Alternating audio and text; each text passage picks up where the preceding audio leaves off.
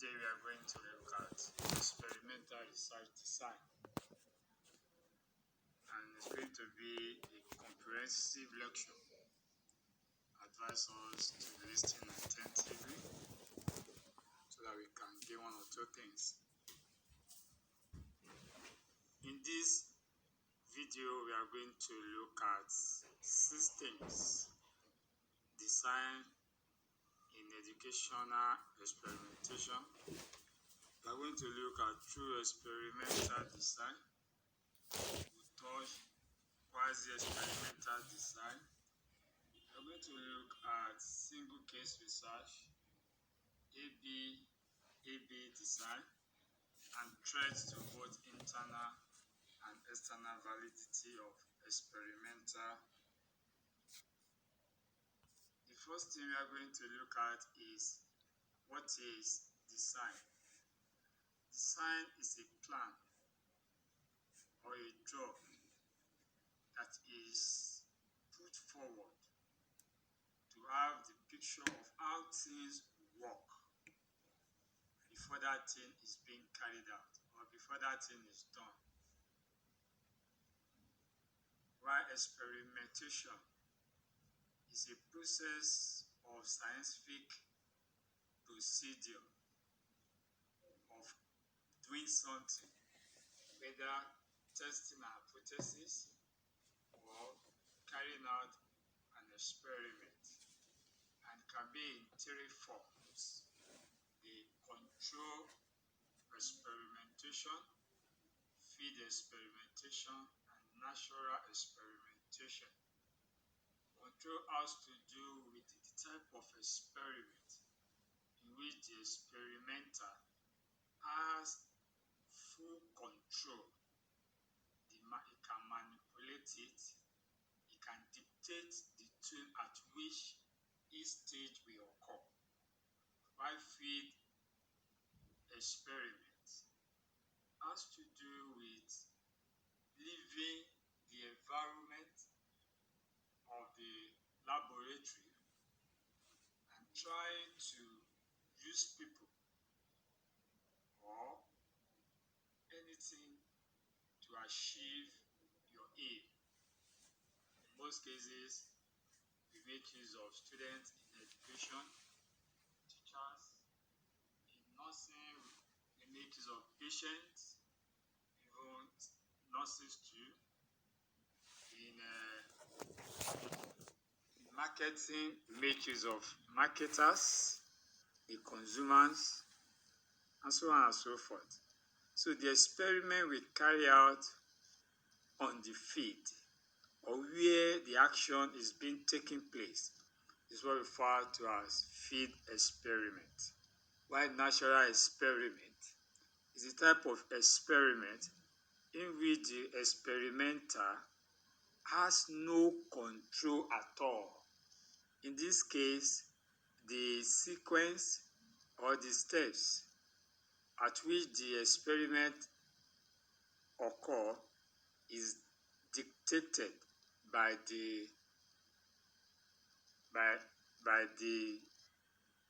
circumstances around the experiment. So it is naturally dictated.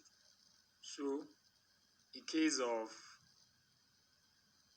an accident that occurs, the researcher cannot plan an accident to occur, a motor accident. But if it occurs, then any experiment, any observation taking place after the occurrence of the accident can be put under natural experiment. So the growth of plants on the field can also be put under natural experiment because the farmer or the scientist has no influence or has no manipulation on the growth. While we have different types of experimental research design. We have the true experimental research design, we have quasi-experimental research design, and quasi-experimental research design also being divided into other groups in which we will see in the course of this lecture. The future of design in educational experimentation. So when we talk about research design, there are some things that we need to know apart from the control. That is, the experimenter should, or the researcher should have the control of the process and manipulation, randomization. These are some of the features. And again, we need to take note of the fact that there will be a pretest or an observation. An observation, that is, we want to know the entry point of your subject. Then you also have the intervention, also referred to as treatment. We also have the post-test, in which the effects of the dependent variable will be observed. So all these ones, then we have experimental group, we have control groups or control group. So all these one put together form the features of experimental research design.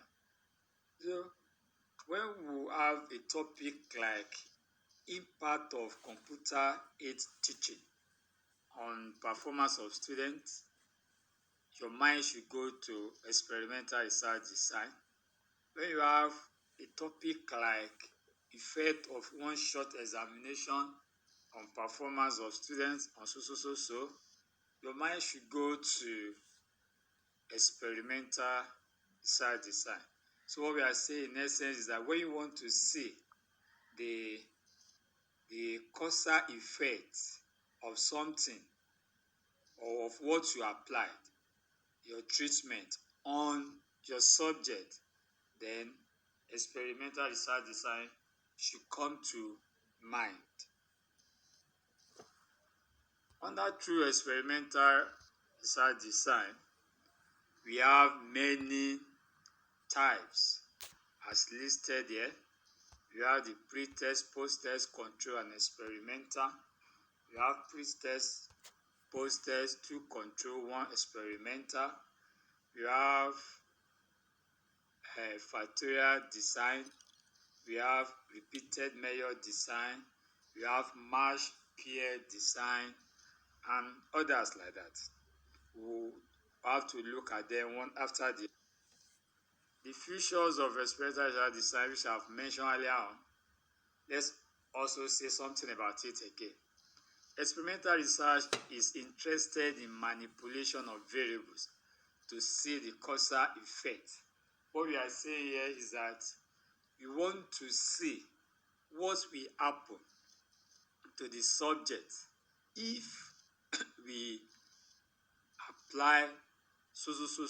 Maybe we apply a drug on a patient or a group of patients. We want to see what will become of them. Maybe we apply a new method of teaching on students and we want to see the effect. Or maybe we apply a new idea and want to see how the new idea will function. So that is what experimental research design is out to achieve. So it is possible we have the control group, just one control group, and we can also have you can have 2 or more control groups, as the case may be. Control group is the group of the subjects where the intervention will not be applied. In this group, we are not going to apply the treatment on them, but they too, we can observe the entry qualification or entry point, which can be achieved through observation or it can be achieved through pre-test. Then They can also experience the post-test too. You can also find out the post-test. And we place control group side by side with the experimental group so that you'll be able to confirm whether the intervention we introduce is functional or not. Then we also have what we call random assignment of elements or subjects or participants to these groups, control group and experimental group. The control group, I've said earlier on that this is a group that they don't experience treatment. And the experimental group is the group that will apply intervention upon or treatment upon. So take note of that.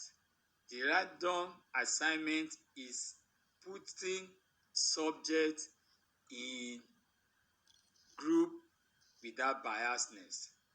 That is using random sampling to put the participants in appropriate group. In case of a Quasi, which is also known as not true experimental research design, we make use of intact class. But in case of true experimental research design, we have to randomize. Randomization is very, very compulsory to make the work a true experimental research design. So we can have one or more experimental group. Then parity is achieved through pretest. We want to know, we want to compare, and for us to be able to say that is the intervention that we introduce that bring about the effect that we are expecting on the dependent variable. Pretest or first observation is very, very important. So pretest is very, very important. Pretest is the first test given to the participant before application of treatment. Then post-test is also there after the intervention has been given. Intervention could be in form of teaching, it could be in form of treatment. So after intervention, it could be in form of counseling. After intervention has been given, then it is better to see whether the intervention is having positive effect on the participant.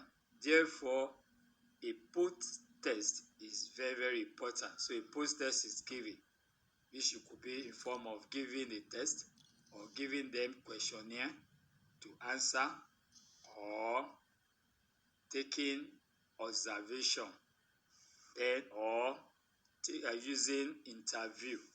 Anything what you use as pre-test, so what should be used as post-test. So don't use test as pre-test and now use questionnaire as post-test. So isolation, so there should be no contamination to the participant. Then control, you should be able to be in charge. That make it a true experimental research design. Manipulation of the independent variable. So you should be able to manipulate. We have a lot of independent variables that are available, which could be in form of extraneous variables. So manipulation of all this make it a true experimental research design.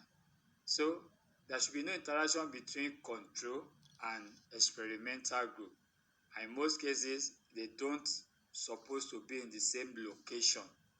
They are not supposed to be in the same location, especially when you are doing field experimental research design. But if you are doing controlled experimental research design like laboratory research design, then they can be in the same laboratory. But what is important is that you make sure that there's no interaction between the two groups. Pre-test, post-test, control, and experimental group. This is the first true experimental group the majority of the researchers are aware of. And in this case, it starts with two groups. There's one experimental group and then the control group.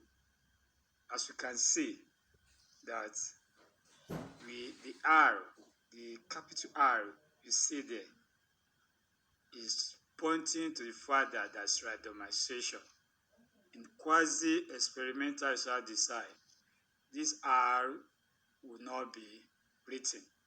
So when you see R, the R indicates randomization has taken place.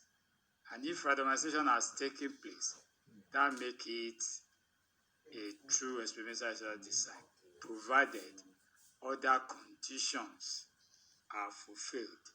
So the experimental research, the experimental group receive the pre-test. After that, intervention is given. The X is intervention. After the intervention, post-test is also given. In control group, we also applied pre-test on them, but you can see that there is no intervention. That is why we put dash.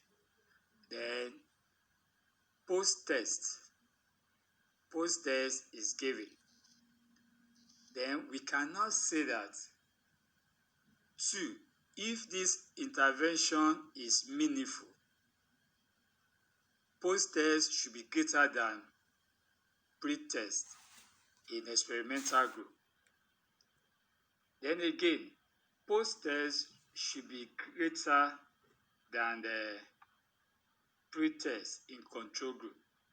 Will also be greater than post-test in the control group. Then again, we can say that post-test or control group is higher than the pre-test or control group. The only reason for this is not as a result of the treatment, because there's no treatment at all, but as a result of maturity or as a result of history or background of the subject in control group, or as a result of test wiseness, because as pre-test, the element in control group, they are able to interact with the test. Then secondly, maybe after 1 week or after some time, or 2 weeks or 1 month, as the case may be, they are giving post-test. So the inflation in their mark here could be as a result of the exposure to test, which we will see. And so we can quickly say that experimental group is higher than the control group. Please, this one supposed to be intervention. It is not negative. Please take note. So what is the disadvantage of these two groups? The disadvantage is that interaction effect of the testing, that is the pre-test of the experimental group and the pre-test in the control group, will make the elements in the two groups to be sensitive to the test. Here we refer to it as pre-test sensitization. So in order for us to remove the test wiseness or possibility of pre-test sensitization in these two groups, then we introduce another two groups, one experimental, one control, that you can see here. So these four groups form what we refer to as Solomon 4 design. So the first two groups still remain. Then we now have another experimental group that will receive intervention or treatment. Then post-test will be taken. We have the control group that it will not receive the pre-test, unlike this one. Will not receive pre-test. Then post-test will also be conducted on them. So this arrangement is what we refer to as Solomon 4 design, and this is what most of us are aware of. They will just tell us few things, they will jump to this. But there are other designs that we need to know apart from this Solomon 4. Another design is pre-test, post-test, 2 control and 1 experimental group. As the name implies, you can see that we have two control groups, then 1 experimental group. Here, very similar to Solomon 4 design. So that's why we say it's a variant of Solomon 4. The only thing that is missing here is that the control group, in the last control group, in which we don't have, in which only post-test is applied, then this one is called experimental group, not control, in the actual Solomon 4 design. So, like what I have here, if this intervention is actually meaningful, then the post-test value should be greater than pre-test value. And the reason being that there was a treatment that was applied. Then again, if this one is greater than this one, that is post-test greater than pre-test of this one, the reason may be as a result of the treatment that experimental group received. Then this one and this one, this one's supposed to be 5. Supposed to be 5. This was supposed to be 5. So please take note. So this one, this is 5. So the post-test of the second control group will be, if it is higher than what we have here, the reason will be as a result of the treatment or intervention received. So please, this is post-test of control group 2, that is O subscript 5. So this is an example of randomization controlled trial. And in randomization controlled trial, it establishes 3 things: the causality, the controllability, and then the generalizability.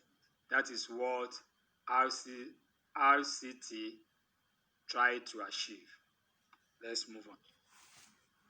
The next one is post-test control and experimental group design. Post-test control and experimental group design.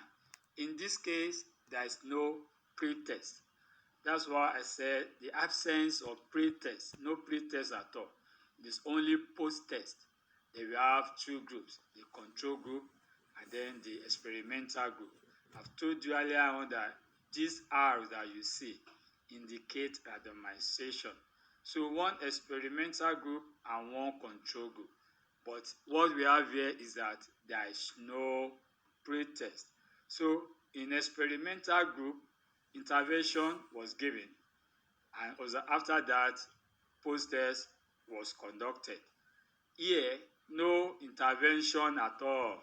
We just gather them together, then we'll give them post-test.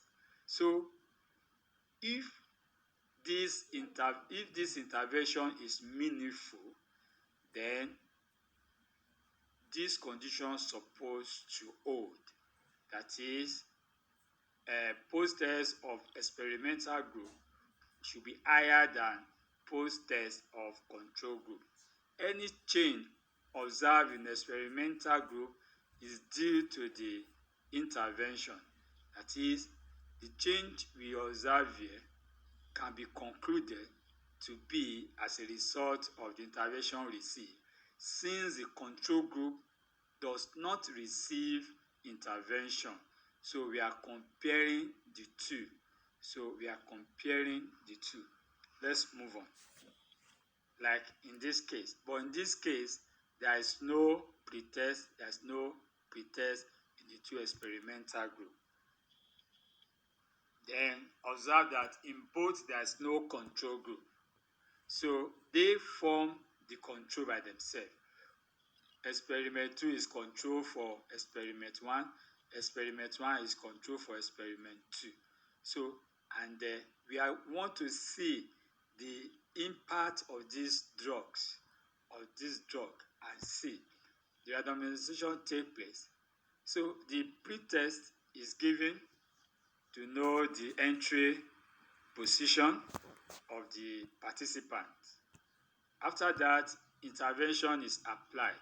Let's say the drug A.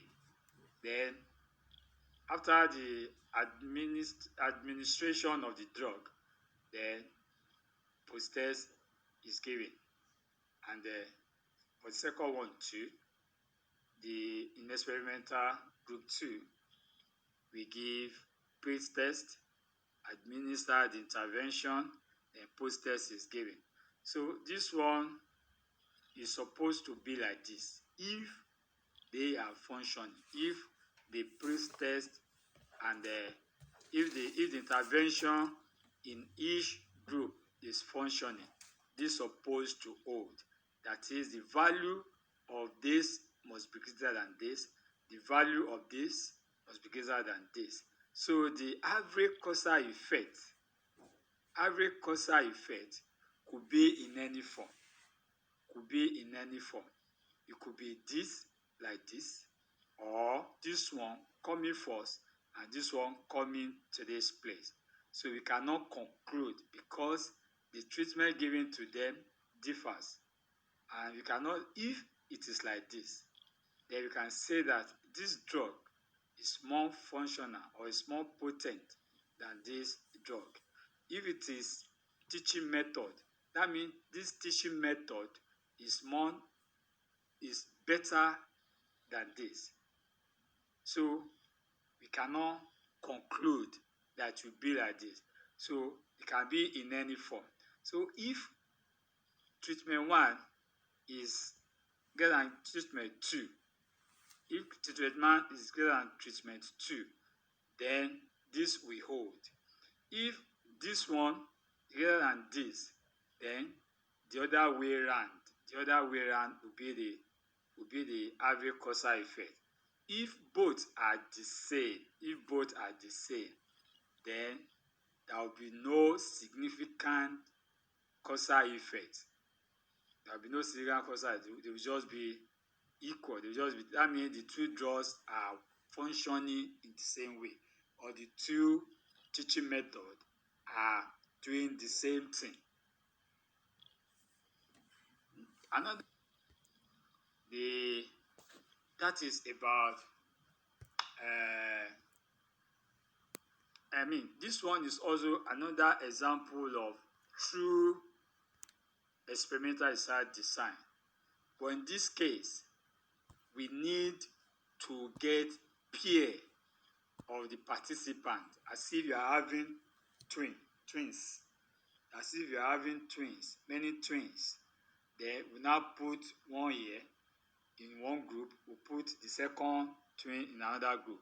So that is what we are trying to do here. Though the elements are randomly assigned to both this and this, they are both assigned. So randomization is number one. But at what point do we apply the randomization? The randomization will occur at the point of pairing, not at the point of grouping. That this one is supposed to be, we must take note of this one. The one we have been talking about, randomization take place at the point of grouping them. You will be in group, experimental group. You will be in control group. But when we talk about matching pair design, we need to first of all get a pair that look alike, two participants that look alike, that have they have many things in common in terms of sex, in terms of age, in terms of class, in terms of social class, in many ramifications. They must have it. They must have it. So when you now have that, you will now put one in experimental group, the another one in control group. So that is how you are going to generate your experimental group, the members of your experimental group, and your members of control group.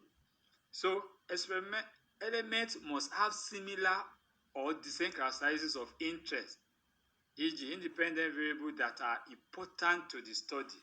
Yes, if it is gender that is important to the study, so maybe all of them will be male. If it is age that is important to the study, then let's say you want them to be between 10 and 14. So all of them must have that. Then if it is class that you want to be important, that is important to this study, let's say the student in grade 8, all of them. If you are not in grade 8, then you cannot match. You cannot match. So the point of randomization is at the point of pairing, not at the point of putting them in the groups. So this is very, very important. Then the design is not visible in field experiment. You know, we started by saying that we have three types of experimental. That is design, the field, the controlled, and then the natural experiment. So if you are in the field of education, field of social sciences that you deal with human being, then this matched peer design will not be ideal for your work. So this can be restricted to people that carry out experiments in the laboratory, the chemist, the pharmacist, the physicist, and so on and so forth. People that are dealing with inanimate things that easily you can pair them up. That is why I said the design is the disadvantage of this design is that the higher the number of variables to match, the harder to find the number of people who are matched. So if the variables you want, let's say you want people of the same sex, people of the same age, people of the same class, people of the same family background, people of the same race, people of the same ethnic group, people of the same IQ, it will be difficult for you to see people that will match. So this is the fault in this design. Apart from that, it's a very beautiful design. So design is beneficial if some feature in the participant can hinder the treatment effect. What we are saying here is that this design is recommended if some of the hidden or latent features in your participant can affect the result, then we need to look for people that really match, that have everything in common. But practically speaking, it is not visible. So another one we are going to treat under true experimental research design is called factorial design. It's called factorial design. Factorial design is a form of design that has to do with independent variables that have many independent variables. You are interested in the effect, what will happen to your independent variable if you apply an intervention on it. But these independent variables, having some independent variables that are more than one or two. So two or more independent variables may be acting on a dependent variable. Dependent variable is what you want to see the effect of your intervention upon. But some independent variables that are present will act on what is going to be the outcome of your result. So this is what factorial design is trying to say. So factorial design is used to determine the interaction effect of these independent variables that they will have on the dependent variable. So take for instance, where we will have something like dependent variable like staff productivity. If you are carrying out experiment on research on staff productivity, and you know that here there are some things that will affect staff productivity, which could be job satisfaction and which could also be leadership quality. The job satisfaction can also be divided into levels. You can have moderate, you can have good satisfaction. If you are okay with your job, you have good job satisfaction. You can have average job satisfaction. You can have no job satisfaction or poor job satisfaction. Then likewise, leadership quality can be of different levels. You can have a leader that has very good leadership quality, or that have moderate leadership quality, or that does not even have any good leadership quality. So three levels in one independent variable.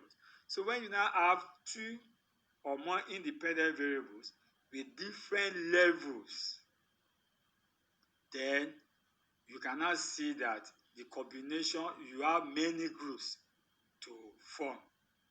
So like the one we mentioned here, the job satisfaction is having three independent variables. The leadership quality, we are having two independent variables. Then we have 9 groups. So this could be 3 by 3 combination. 3 times 3 equals 9. So possible combination is shown in the next slide. So how this thing can, let's see how an experimental group of, let's say, if you are carrying an experiment on readability of students, and you know students, we have different level of reading ability. You have people that are very poor in reading. We have people that are average in reading. We have people that are good. Then we have people that are outstanding in reading. So these are the readability of students. So in one independent variable, we are having 4 groups, and these 4 groups will form 4 experimental groups, plus we now have control group. In that control group, we are not concerned about the levels in which they are. We are not concerned about their level of reading, whether good, whether outstanding, whether average or not.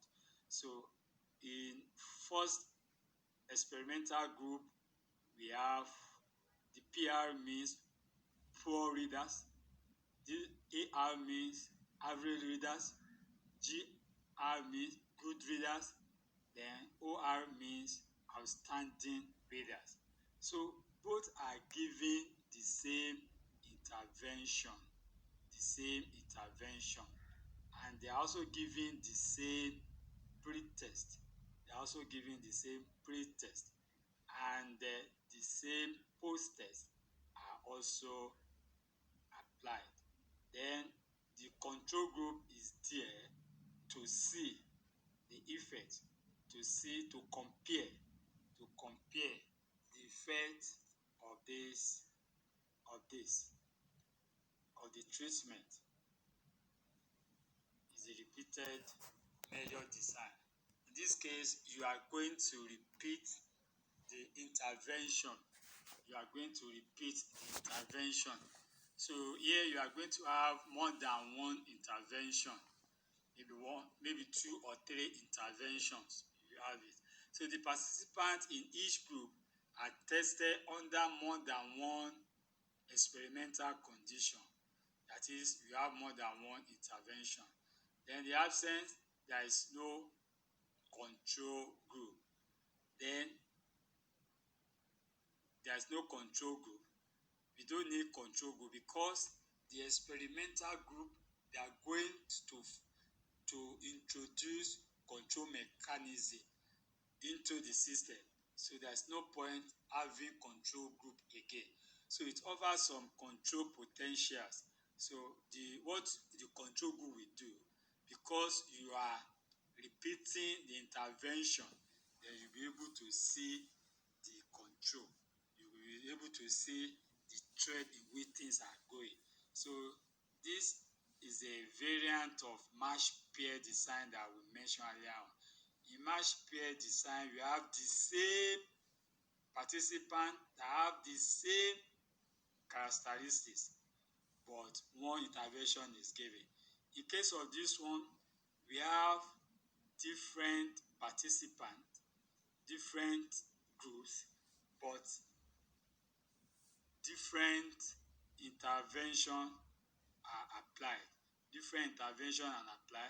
In match, the same intervention and apply, but the same student, the same, everything is paired. So sequence may introduce effect. Yes, the sequence may introduce effect. When you apply intervention 1, then you apply intervention 2. You wait again and apply intervention 3. So since the intervention will be close to one another. Close in the sense that they have the same content validity. So the participant may likely experience carryover effect of one intervention will still be there by the time you apply the second intervention. The effect of the second intervention will still be there, but the effect of first and second intervention will combine together by the time you are applying the third intervention. So carryover effect is eliminated by randomizing the sequence of intervention.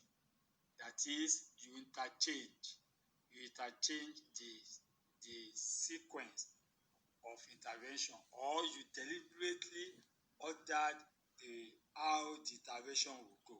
Let's go to the next slide. So in group 1, here we have 6 groups. In group 1, we have 6 groups. In group 1, we have intervention 1 applied. It is also better to note that the pre-test must have been given. The intervention 1 is given, intervention 2 is given without taking the post-test, intervention 3 is given, then finally we now take the post-test. So likewise this one, then the pre-test, 3 different interventions, but you see that we started with 1, 2, 3. In group 2, we will start with 2, 3, and 1. In group 3, we start with 3, 1, and 2. And that's you are going to do it. You can have 3 groups. It's not necessary that it must be 6 groups. But this is just telling us that this is the 6 possible ways in which, if you have 3 interventions, in which you can have them. So the next one is quasi-experimental research design. In quasi-experimental research design, we are talking about experimental research design that look like true experimental research design, but not actually true experimental research design. The word quasi means as if, or false. It looks like, but it is not like it.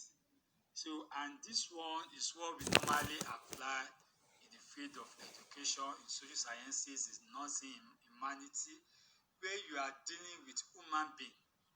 Human being, they have emotions, they have, they can take decisions, they are not predictable, they can be happy today, tomorrow they may not be happy, they can be moody today, tomorrow they may not be moody. So we cannot restrict them. We don't have the full control, like in case of laboratory experiment. We don't have the full control, but we still need to carry out experimental research design. So quasi is suggested. Quasi experimental research design is suggested, and this is in 3 forms. This is in 3 forms. It could be pre-experimental design. It could be pre-test, post-test, non-equivalent. It could be one group time series. In some researcher will divide experimental research design into 3. The true experimental research design, quasi-experimental research design, and pre-experimental design. So, but if you look at it critically, you will see that pre-experimental is under quasi-experimental design. So let's start with the first one, which is the pre-experimental design. Here, it can be in 3 forms. We have the one group, pre-test, post-test design. The second one is one group, post-test design. And the third one is non-equivalent post-test design. One shot is an improvement on this one, on this method. Still the best method. This one lacks pre-test, matching, randomization, and control. So because of that, it's a forced this method is not okay. It's not also okay. It's faulty. The next one we are going to discuss is quasi-experimental design. Quasi-experimental design. This is the commonest quasi-experimental design that we know. The commonest design in social sciences and education research. Here we have the experimental group, we have the control group. But take note, there is no randomization, and this dotted line also signifies that there is no randomization. There is no randomization. So this condition holds, let's say, as a result of the treatment received, then all things be equal. Then this condition, this one and this one holds as a result of the treatment that the experimental group received. As a result of the treatment. So, like that. The dashed line indicates no equal randomization. An improvement over one group pre-test post-test design because of the inclusion of control group. Then here, interclass are used here. Interclass are used. And what do I mean by interclass? That is, when you get to the field, the group you want to use as your experimental group, if there are 40 in a class, you are going to make use of all the 40 students. If there are 40, if there are 20 in a ward, you are going to make use of that 20 patients. If there are 50 in the market, you are going to make use of that 50 marketers. So that is what I mean by interclass. Here, if there is going to be regression effect when the interclass is significantly differs, when the people in the class, in the group are differ, when they differ, then there's going to be regression effect. It will regress. If you can divide the group into two distinct parts, then regression effect will occur. Regression effect will occur. One group time series. One group time series. You have just one group. More than one pre-test and more than one post-test are applied. Here we don't need the control group here, because the pre-test will form control. The post-test will also form control. So control potential will also be there, like what we experience where we have repeated measure design. So participants are there. So you give first pre-test, then you wait for some time, you give second pre-test, then you now give intervention. After intervention, you give post-test, then again you give post-test.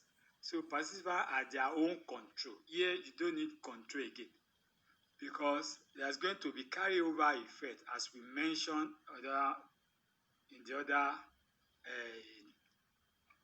here. The carryover effect in the other one, the intervention, you have many interventions, but here we have many observations.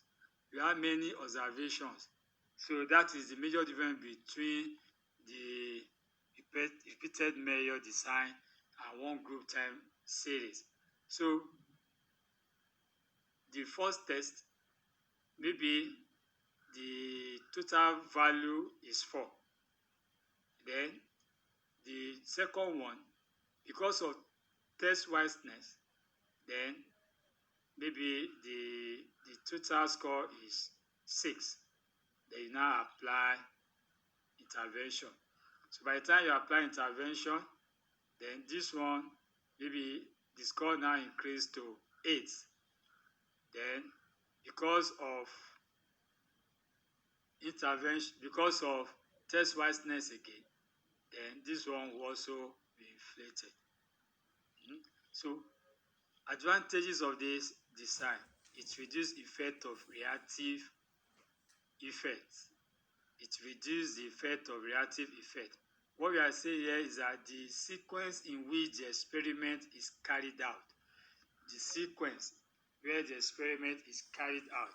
this method will reduce it totally, because you are supposed to start from simple to complex, or from known to unknown. If you start from unknown to known, then you are going to experience very bad result.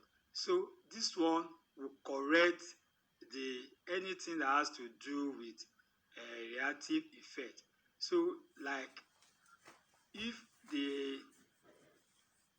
what you gave here is not okay, this one will correct it. If what you gave here is not okay, this one will correct it. So the reactive effect will be reduced on this design. It allows thread to be observed. Thread to be observed. Yeah, you observe the thread in which or the progress in which the subject are moving. It removes total reliance on one Self-reliance. pre or post test. So you don't rely. There's no you don't rely on the just one pre-test post test that we used to have. So you don't rely because your pre-test, maybe the student is not yet ready by the time you are applying the pre-test. So it's going to affect the performance of the student. So reliance on pre-test or post-test is removed totally. Therefore, the reliability is ensured. The reliability is ensured. The reliability of the test. The reliability of the test. So the stability of the test will be known. So the single case research AB design. This method was first introduced in 1982 by Kendin. Edward Kendin is a emeritus professor in Yale University, and for many years he was the director of child psychology and parenting counseling in that university. So he's the one that gave this design, and it has to do with maybe an individual. When you want to study an individual, when you want to study just few group, when you want to study them.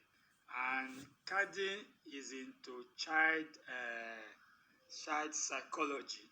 He wrote a book on how to deal or how to handle a deviant child.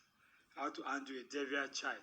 So in this case, you will have four phases. Phase A, phase B, phase A again, phase B. And that is where we get the name AB. So what really happen is that A and B are the two major phases. Then we repeat A and B again.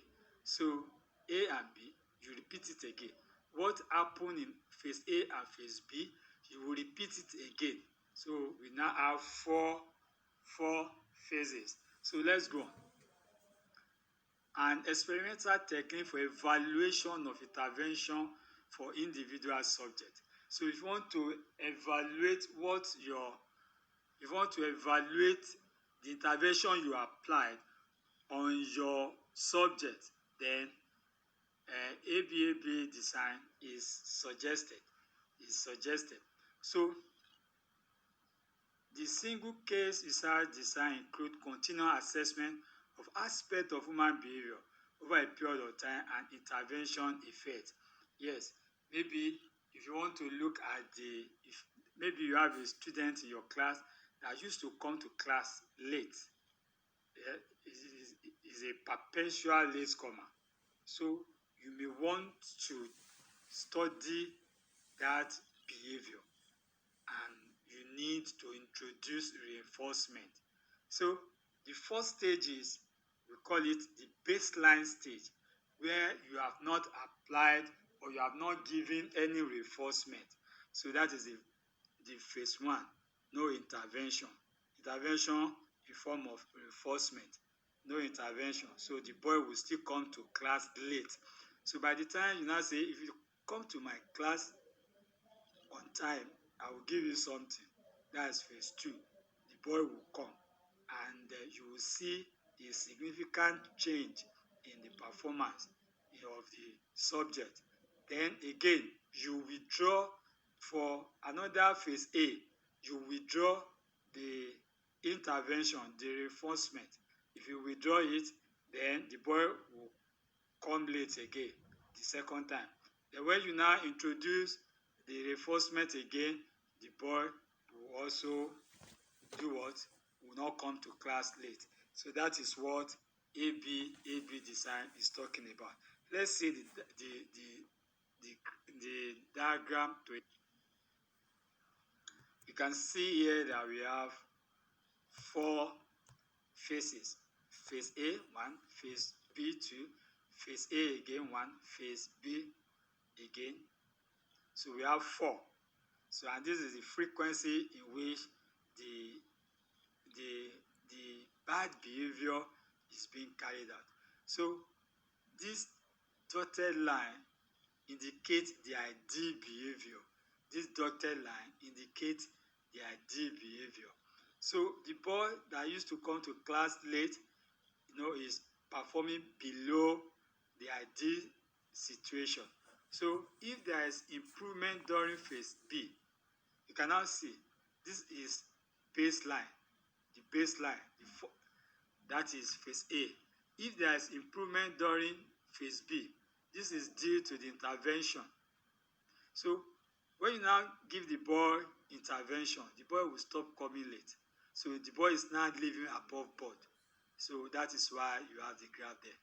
So if it is reverts to baseline in second phase A, when intervention was withdrawn, so it will go back to normal, but it may not be very, very normal. That is why the ideal situation has increased, but the boy still falls below ideal situation. So when you now the behavior will improve again if you do what? If you introduce the reinforcement. And this reinforcement is called differential reinforcement of low rate. This is the reinforcement received as sort of low performance in a deviant behavior. So when you reduce your coming late to school, low rate, you reduce your coming late to school, then the reward you receive is called differential reinforcement of low rate, DRL. Then lastly, we are going to look at the treatment to validity in experimental, the threat to validity in experimental design. So we have internal threats, we have the external threat. The internal threat has to do with the history that is the background of the child or the background of the subject matters. Then the maturation, when the time lapse or the time for the experiment is so long, then the subject will mature and their performance or their behavior will be altered.